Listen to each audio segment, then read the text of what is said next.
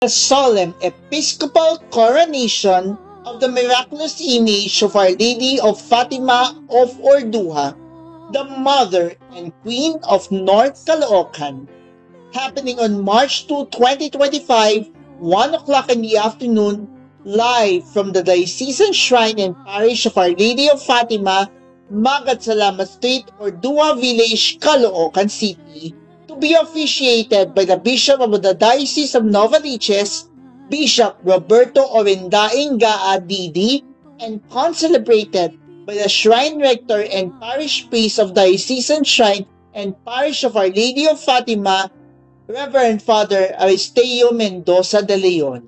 Come one, come all in this momentous occasion. Join us in the solemn Episcopal coronation of the miraculous image of Our Lady of Fatima of Orduha. See you!